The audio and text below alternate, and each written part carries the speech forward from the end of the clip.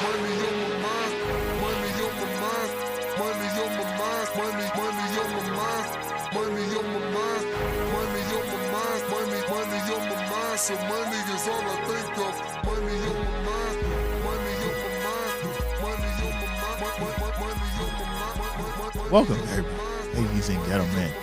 I am your gracious host, Darrin Harvey, aka Bookity Blindy himself, aka Blindy McFly. And this is Financial State of Minds. This is a show where I help you get to that bag, manage that bag, and grow that bag as best as possible as we discuss personal finance, overall financial literacy, and anything and everything to do with the almighty pile of the dollar, aka money. It's a money podcast. That simple. Thank you, everybody, for tuning in, whether this is your first time, whether this is your 10th time returning. I appreciate you giving your time. There's so many podcasts you could be listening to. You could be listening to your favorite music, but you're choosing to listen to little old Blindy McFly. I appreciate it. Thank you so much. Thank you, KGPC 96.9 FM, what you're listening to right now on the radio, and the staff team here for allowing me to continue to have this show and making it sound oh so beautiful and upgrading it to video podcasts. Still getting used to that. Appreciate everybody who makes that happen here. And yeah, we're just going to get right into today's episode. So Darrin, what are we talking about today? We is talking about this question that I'm actually relatively passionate about. Is college worth the financial investment? Is it an actual positive ROI associated with taking out student loans and going to college? That is the topic we're going to talk about for the next 30 minutes or so. So why this topic? Like what's the question about it? So student loan debt, it's a big topic in good old America that I'm probably going to be making several episodes around the subject matter, but it's a big deal. Everybody has student loan balance. I think it's like 2 out of 5 Americans have a student loan balance, 40%, something real high. We all have balances. But is it actually worth the focusing on financial investment to go to college and in turn gain the education and skills that you learn from college in order to get a higher paying job? Because let's be real, that's why you go to college. You go to college for 3 things. One, of course, the most obvious, education. Number 2, you go there for the networking and the connections that you build. And number 3 is you go for the overall experience. Specifically, if you're going in person on campus college, you're going for the social experience. Of course, that's duh, right? That's why we all go to college. But is it really worth the amount of money you're going to take out in loans? First, I'd like to talk about my experience. So if you haven't listened to previous episodes, or if you don't know me, this is your first time, I am a college graduate. I have an undergrad degree in sociology. I graduated from California State University of East Bay. I went from 2008 and I graduated in 2012. I did it in 4 years, thankfully. And the amount of student loans I took out was only $7,500. I was very blessed. I had my parents put away some money, which paid for about the first 4 or 5 quarters. I also worked a part-time job at Target during the school year, and on summers, I worked full-time. I would say after interest from the student loan and overall what I would call lifestyle expenses associated with college, which includes books, parking pass, which includes all the fun, mischievous things I did as a 20-something-year-old college student. I would say grand total, I spent about $15,000 overall in college, which for 4 years is great. That's cheap. Even back then in 2008 to 2012, that was quote unquote affordable. Now, again, I got my degree in sociology. Initially, I wanted to be in the social work field. My first career job related to my major right after college was working at a group home. I was a counselor over there. Shout out to Thunder Road, all the kids that were there who are no longer kids. They are well into their mid-20s. Shout out to all the staff there. It was still the most rewarding job I've ever done. Even more rewarding than doing plans for families and my clients, which is very rewarding. However, I was only making $13, $15 an hour, give or take. And I worked anywhere from about 40 to 50 hours a week. So if you do some rough calculations salary-wise, I was making essentially 31, 32, low 30s annually per year. Not a lot of money, but again, connecting it back to the investment of college, you can kind of see that it was worth it. I dropped 15 grand and immediately within 6 months to 9 months, I had a job where I was making 31, 30, 32, somewhere around there per year. So for me personally, college was worth the investment. I essentially doubled the money I put in immediately in the first year. But I want to help you guys understand and help you guys figure out if college is going to be worth it for you personally. And there are so many studies out there. It's pretty easy. It's pretty well established how you should be thinking about it. But instead of me just going into the studies and throwing you all these fun statistics, let's just make this real simple. There's no debate, generally speaking, people with undergrad degrees and or graduate degrees, doctorate degrees, all these people, generally speaking, make more money than people who have just high school degrees. The actual statistic is about 64% of Americans make more than their high school counterparts who have, compared to the ones who have the degrees. And they make on average, I think the statistic was $24K more a year per year. The average work lifespan of a person is about 45 to 50 years. But in my head, and for this conversation, we're saying 45, meaning that you are an undergrad that graduated at 22 and you're working to about 67. Or maybe you're a graduate student and you started working at 24, 25, and then you're working through about 70, year 70. So about 45 years, give or take a few. So how do you figure out if that's the case for you? We know it's the case for me, but how do we figure out it's the case for you? Let me make this real simple. If there's anything you take away from the episode, this is what I want you to take away. Please grab a notepad, or realistically, go into your notepad app, take this note. The rule of thumb is this: you do not take out or borrow more student loans than whatever you're going to make in the associated career in the first year. Again, do not borrow more money than whatever you're going to make in the first year of the career associated with your degree. Let me give you some examples. If you're a social worker, and social workers on average make about 50, 60K a year, you do not borrow more than 50, 60K a year. If you're a doctor and doctors make $200,000 per year, you do not take out more than $200,000 per year. If you're a teacher, same thing. Teachers make 50, 60K, don't take out more. My personal opinion is this rule with a little bit more leeway. The rule states that it's compared to your first year of wages in your career. I would say I would give you some grace to make it to your fifth year or so. And this is especially true for graduate degrees, because graduate degrees have a higher ramp up of overall career pay, right? an attorney can make millions of dollars a year. However, an attorney's average loan balance after everything is about $135,000 of student loan debt.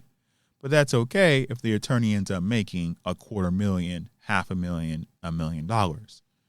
So I would extend that out to within the first 5 years or so, you can take out that amount of money. I'm okay with an attorney taking out $200,000 if the attorney is eventually going to make $1 million or even make $250,000.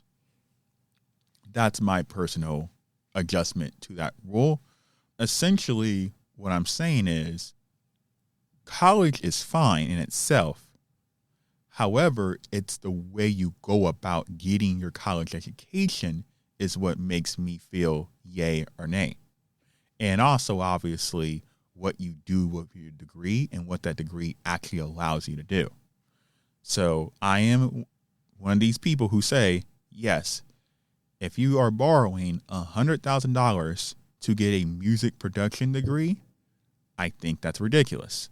If you're borrowing $100,000 because you want to be a history professor, I think that's ridiculous. If you're borrowing $100,000 because you want to be an art major, you probably shouldn't be doing that. That's my opinion. Now, if you're borrowing $100,000 and you're getting a STEM degree, science, technology, engineering, mathematics, probably a good idea in most cases. Pretty safe fields are also any medical degree that isn't just basic health degrees. Any specializing nurses is a big one, registered nurses. Medical, pretty safe, the entire spectrum or most of the spectrum, you're safe. Law, same thing, you're pretty safe. But generally speaking, this is the rule. And that's how I feel. A lot of people where they screw up is they're not doing that. A lot of people are going to prestigious schools. They're going to the UC Berkeleys. They're going to the Stanfords. And they're spending or they're taking out hundreds of thousands of dollars in undergrad or close to that. And they're getting degrees where the career pays you $60,000, $70,000. No, financially speaking, that's not worth it. It's a loss ROI if we're talking strictly on that. Again, I want to emphasize, I am not talking about or I'm not accounting for the social aspect. The social aspect of college is invaluable. My entire crew came from college. I'm 35. I met my crew of best friends at 18. That's obviously invaluable. There's no monetary value we can put on those friendships. I'm not talking about that. I can't stress that enough. I'm talking about pure dollar. So, is college for you? Think about it. Think about what I've said so far. If you're over here thinking that you want to get an art degree, you may want to look at other ways of getting that education elsewhere outside of college institutions.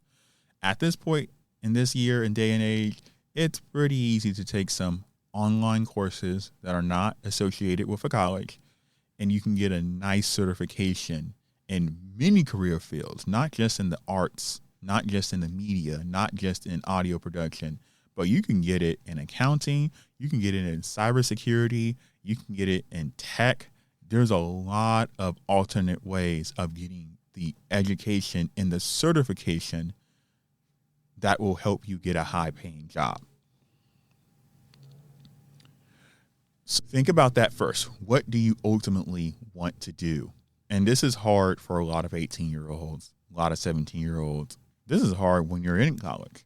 I didn't know what I wanted to do until I was about 2021, and it still changed. And that's also a fun statistic to throw out.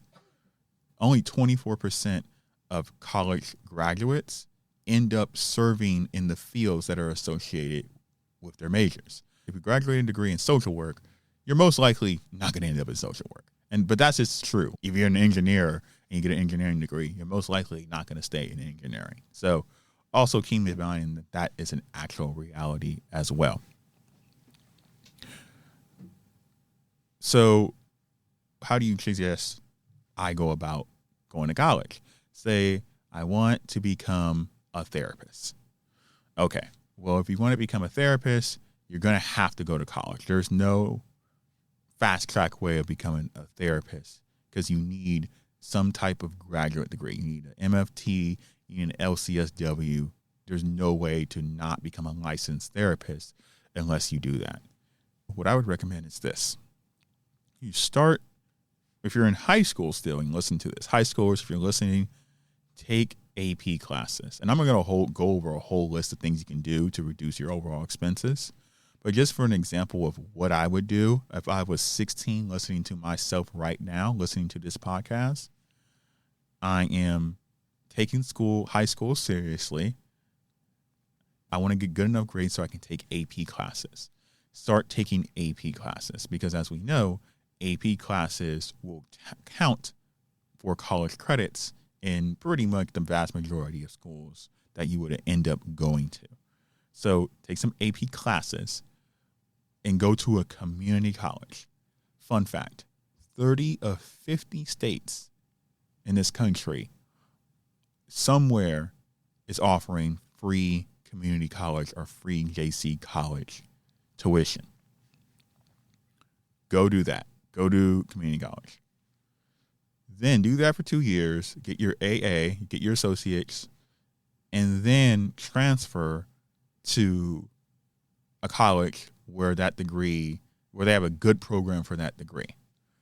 I would highly encourage state colleges, but I'm not totally against the Stanfords of the world, the UC Berkeleys of the world, the USCs of the world, the UCFS of the world. I'm not totally against it, depending on the program, because some of these networking connections are invaluable. They are really great. One thing I do want to make clear, though, is that as far as education, the level or the quality of education doesn't improve significantly no matter what college you go to. You're going to learn the same stuff. So, for example, again, if you did a degree in social work and you go to Cal State East Bay, you're going to get the same quality of education as compared to if you go get the exact same at USC. You're going to get the same quality of education. It's not going to be that much better down south. And most importantly, I have never heard of a job giving you a higher pay rate because of the college you graduated from. So if you end up getting an engineering degree at Cal State East Bay or San Jose State, or you end up getting an engineering degree at UC Berkeley, or you end up getting an engineering degree at Stanford, Google isn't going to go, oh, the Stanford person is going to make $3 more an hour compared to the Cal State East Bay person. No, you're going to get paid the same rate. However, Stanford might have more connections. There may be more Google staff representative going to those schools. You're going to be able to network with them. Your staff, your personnel are going to more likely to have Google connections at Stanford compared to Cal State East Bay, but you're not necessarily going to get paid more because of the school directly, the degree directly, educational-wise. So the value of education is generally the same no matter where you go.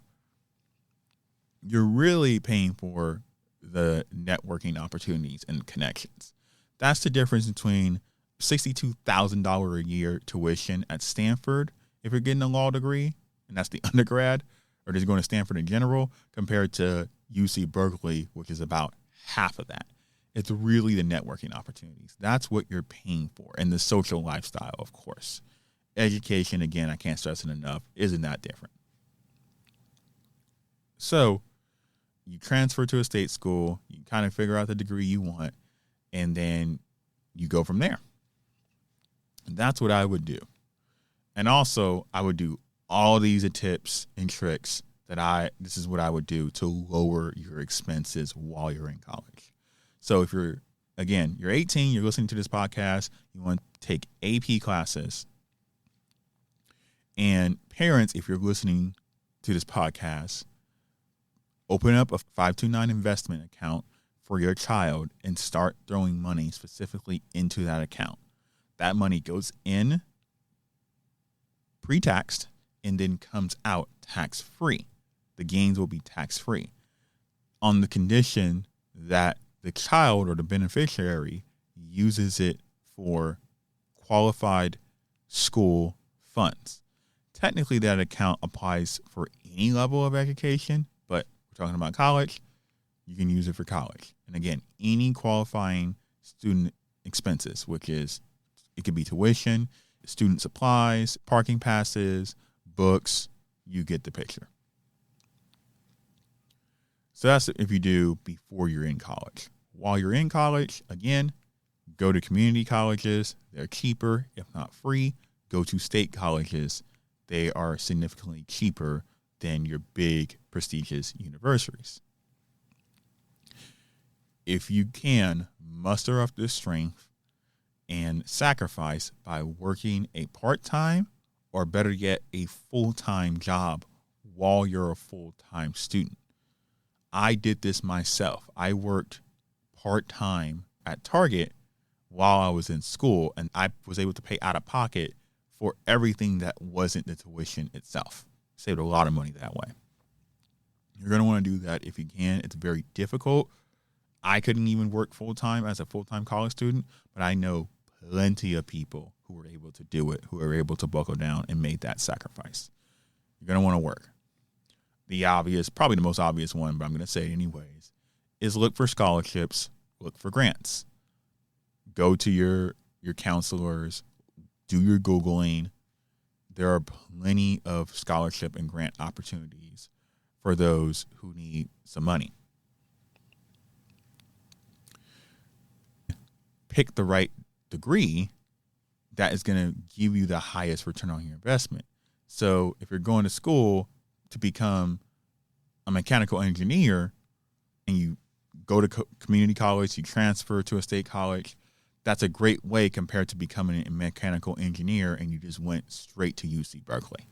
So follow that path like I mentioned before. And just graduate on time. That's also an obvious one, but when I went to school, it was me and one of my friends. That's it. Me and one of my friends graduated on time. Everybody else took 5 years for a 4-year degree, and that's something that's very common.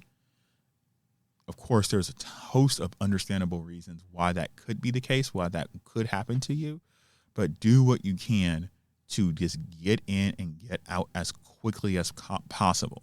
Options include, again, you can take summer semesters, summer quarters. You can not minor in something or not double minor in something.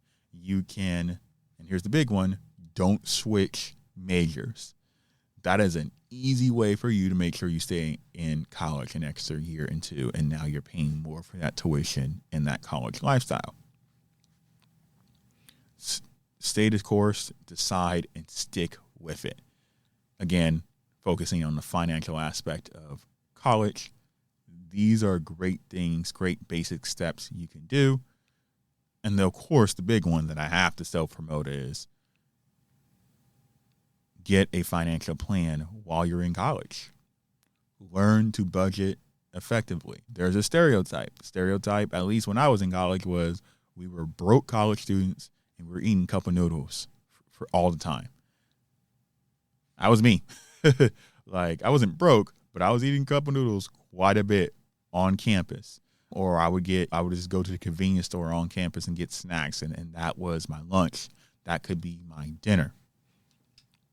Do whatever you can to sacrifice and save the money now so you're not in debt. An example of how your debt can balloon, I'll use myself. Like I mentioned before, I took out $7,500. That is not what I paid. I am still, as a 35-year-old, and I graduated at 22, so 13 years, I am still paying on my balance. It's almost gone. I think there's a few $100s left, but I'm still paying on it. I believe my interest rate is at 3%. $7,500 with a 3% interest rate is about, realistically, I paid on it $11K. 11K. So over the course of 10 years, I essentially paid a $4,000 extra, and I just only took out $7,500. You can imagine how much more that's going to be when your loan amount is $20,000, $40,000, $60,000, $100,000 a year. So, is college worth the ROI? It's always situational is really the answer. It's always situational. I can't stress this enough. You got to do it smartly, especially now in 2025 where tuition is higher than ever. I believe tuition goes up on the average about 3%, 3.5% every single year. So much more expensive than when I was going to school, which was so much more expensive than when people 10 years younger than me were going to school. That's just the way it is. So you got to do it smartly. You kind of got to know what you want to do and have a plan. Like I always suggest on this show, have a plan and follow it. That's really what you got to do to go to school. This is where my opinion lies. What I will say personally also, if you're going to go to school nowadays, honestly, in my opinion, if you're going to go to school and you're really only going to school for money, get a STEM degree. Get a STEM degree. I would say get a STEM degree. Get a degree that allow you to manage computer systems, manage AI systems. Get those type of degrees. RC degrees at this point, I really don't believe in. If you really want to do that, go get a certification. Go take up mentorships. Go self-educate. Go take some master classes. It's not worth going to college for that. That's just my personal opinion. It's too expensive. And it's just too expensive to get an art degree, stuff like that. So that is pretty much what I believe. That's pretty much it. I'm already at 27 minutes, so wrap it up. That's simple. Go get your degrees. Go get your money and go overspend. Your host, Darrin Harvey of Financial State of Mind. I hope you get to that bag, manage that bag, and grow that bag as best as possible. Until then, peace, Kinky Plans. I'm out of here.